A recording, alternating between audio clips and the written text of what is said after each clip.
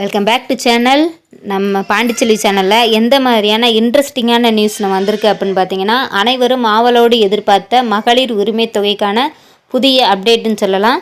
நம்ம மு.க. ஸ்டாலின் ஐயா பொறுப்பேற்றதுக்கு அப்புறமா நமக்கு ஒரு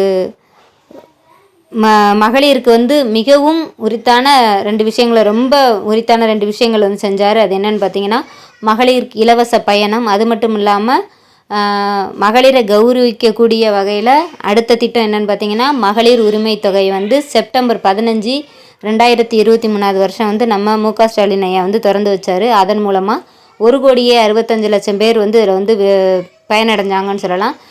அதுக்கப்புறம் பார்த்தீங்க அப்படின்னா, நிராகரிக்கப்பட்ட விண்ணப்பங்களை பரிசீலனை பண்ணி அதுலேயும் பாதி பேருக்கு வங்கி கணக்கு மூலமாக அந்த பணம் போடப்பட்டது, அதுவும் தெரியும். அது மட்டும் இல்லாமல் நிறைய பேர் இதுக்கு புதுசாக விண்ணப்பிக்கணும்னு நினச்சிக்கிட்டு இருக்கவங்களுக்கு விண்ணப்பிக்க முடியாத சூழ்நிலை அமைஞ்சிருந்துச்சு. ஏன்னு கேட்டிங்கன்னா, நம்ம எலெக்ஷன் வந்ததுனால எல்லாத்தையும் ஸ்டாப் பண்ணி வச்சுட்டாங்க. குடும்ப அட்டை விண்ணப்பங்களாக இருக்கட்டும், மகளிர் உரிமை தொகை விண்ணப்பங்களாக இருக்கட்டும், எனவே பல வேலைகள் இதனால் நிப்பாட்டி வச்சுருந்தாங்க.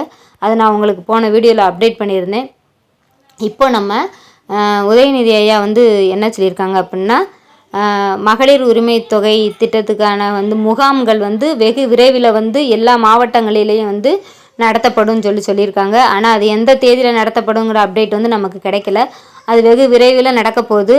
அதுக்குண்டான நீங்கள் ஃபார்மு, அதுக்குண்டான ப்ரூஃப் எல்லாம் நீங்கள் ரெடியாக வச்சுக்கலாம். ரெடியாக வச்சு தகுதியாக அப்போ அப்ளை பண்ணிக்கோங்க. தகுதியான விண்ணப்பங்களுக்கு கண்டிப்பாக எல்லாருக்குமே, அனைத்து மகளிருக்குமே 1000 ரூபாய் வழங்கப்படுன்ற மாதிரி நம்ம உதயநிதி ஸ்டாலின் சொல்லியிருக்காரு.